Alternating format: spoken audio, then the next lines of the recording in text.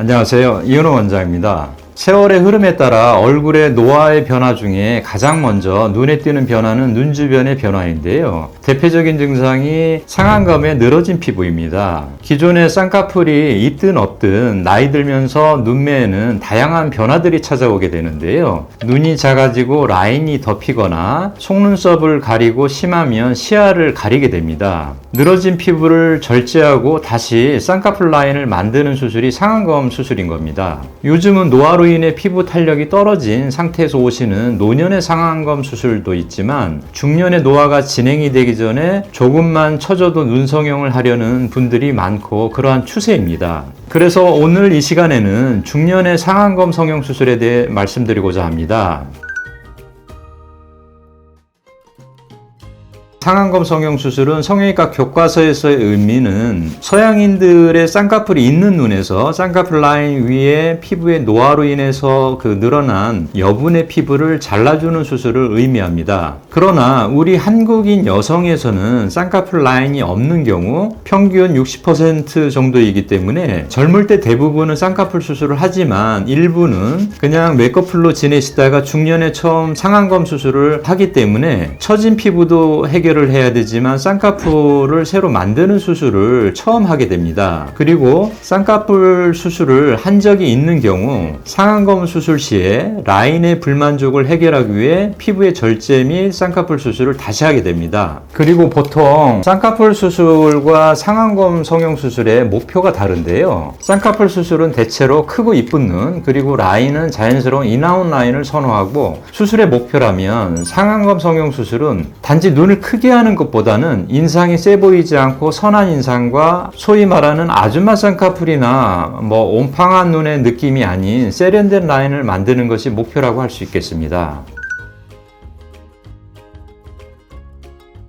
인체에서 가장 얇은 피부는 입술로 0.2mm이고요. 그 다음 얇은 피부가 이제 눈꺼풀로 평균 0.5에서 0.6mm 정도 두께를 가지고 있습니다. 눈꺼풀은 눈썹에서 속눈썹 사이 폭이 평균 2 내지 3cm 정도인데 속눈썹에서부터 존 1, 2, 3로 이렇게 나눌 수 있습니다. 존 1이 가장 얇은 0.3mm 두께이고요. 위로 갈수록 점점 두꺼워지게 됩니다. 평균 0.5에서 0.6mm 입니다. 그리고 특징적으로 안쪽과 바깥쪽보다 중앙이 가장 얇게 되겠습니다. 상안검 수술 시 절제하는 피부는 존 2에 해당되는 얇은 피부입니다. 그래서 상안검 성형 수술 시 이 피부를 잘라내면 존 3에 위에 있는 두꺼운 피부가 라인을 덮게 됩니다. 안검의 피부가 얇은데 안검의 운동이 하루에 보통 15,000번에서 20,000번 정도 깜빡이는 운동을 하고 있다고 이렇게 알려져 있는데요. 또 일상생활에서 다양한 표정에 의해서 수축과 이완이 반복이 되면서 안검이 늘어지고 탄력이 떨어지면서 주름이 생기게 됩니다. 그리고 안검에 알륜근이라는 근육이 있는데요. 이 근육이 이마의 전두근과 구조적으로 이렇게 연결이 되어 있기 때문에 안검이 처지거나 안검하수나 졸린 눈 뜨는 것이 무겁고 불편하면 이마의 전두근이 눈썹과 눈꺼풀 피부를 들어 올리게 됩니다. 그리고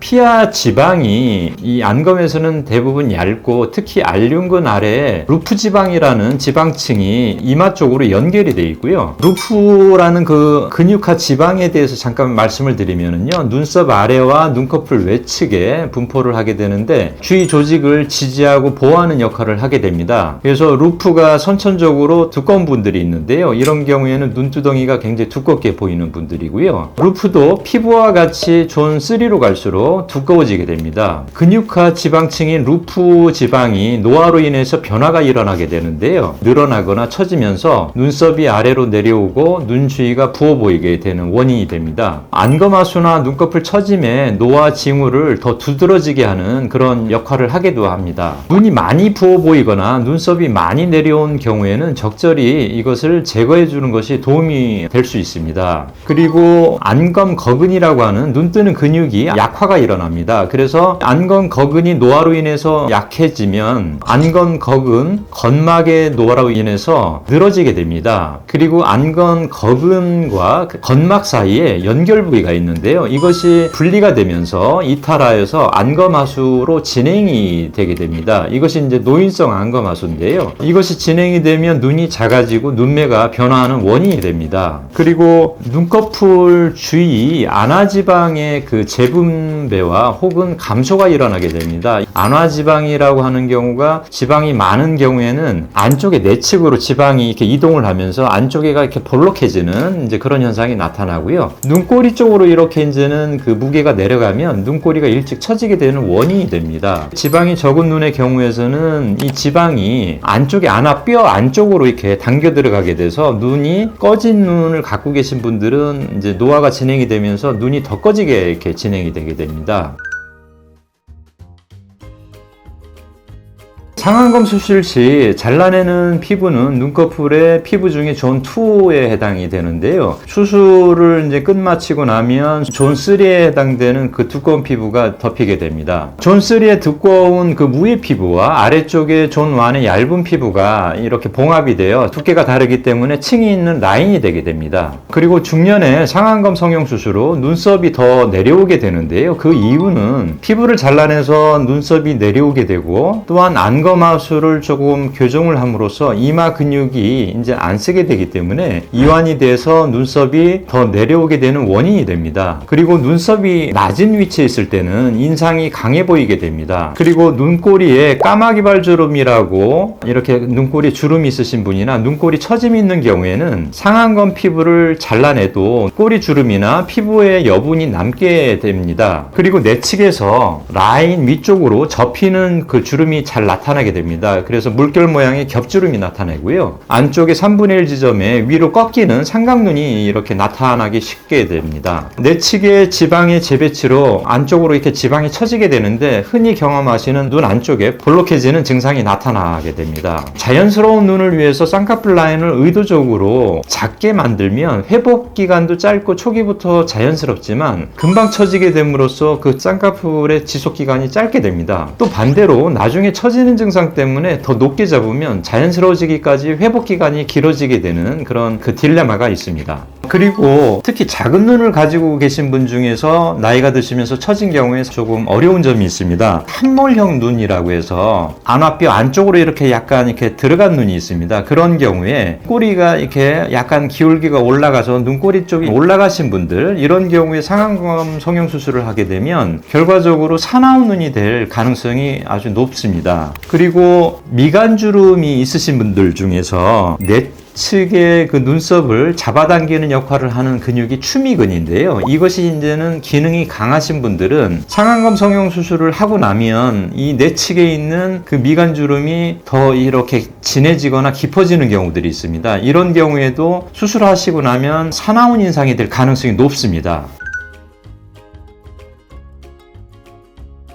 환자분들이 이제 가장 싫어하는 눈들의 특징을 보면 전체적으로는 인상이 강해졌다는 그런 표현을 많이 씁니다. 그 이외에 많이 쓰는 표현들이 아줌마 쌍꺼풀 같다, 빠꼼한 눈이다, 사나운 눈이 됐다, 아니면 소세지 눈이 됐다, 졸린 눈이다, 여러 가지 표현으로 싫어하는 눈들을 표현을 하시게 됩니다. 일반적으로는 상안검 성형 수술로 실패한 눈의 특징들은 첫 번째는 쌍꺼풀 라인의 크기가 눈에 맞지 않게 크고 아웃라인인 경우입니다. 작고 한몰형인 그런 눈에서 라인이 조금만 크면 굉장히 어색하게 됩니다. 그리고 두 번째는 눈의 중앙이 아닌 바깥쪽이 크게 뜨거나 속눈썹이 들리거나 눈꼬리가 치켜 올라간 눈들이 싫어하는 눈의 특징입니다. 그리고 세 번째는 눈꼬리가 처지거나 라인이 끝까지 가지 않고 일찍 이렇게 꺾이는 경우입니다. 네 번째는 눈 뜨는 것이 무겁고 졸린 눈이 남아있거나 반대로 놀란 눈처럼 너무 크게 뜨는 경우도 어색한 그런 경우입니다. 다섯 번째는 라인 아래가 통통하게 수술한 지 얼마 안 된 것처럼 소세지 눈 그런 증상을 갖고 있는 경우고요. 여섯 번째는 눈두덩이가 부어 보이는 눈. 일곱 번째는 눈을 감았을 때 흉이 너무 깊고 진한 경우. 여덟 번째는 라인이 하나가 아니고 여러 겹주름이 생겨 있는 경우. 아홉 번째는 양쪽이 다른 이제 짝눈인 경우이고요. 열 번째는 내측의 그 미간주름이나 이렇게 코의 횡주름이 더 심해졌다고 하는 경우입니다. 11번째는 수술한 지 얼마 안 된 됐는데 금방 또 쳐졌다. 이런 경우도 이제 불만족스러운 눈이고요. 12번째는 삼각눈이라고 그래서 가운데 쪽은 높은데 내측과 외측은 열리지 않아서 이렇게 이제 처진 형태가 되는 그런 삼각눈의 형태를 싫어하고요. 마지막에는 흰자위가 이렇게 아래쪽에 이제 떠 보이는 그런 삼배간을 갖고 있는 눈들은 되게 이제 불만족스러운 그런 눈이 되겠습니다.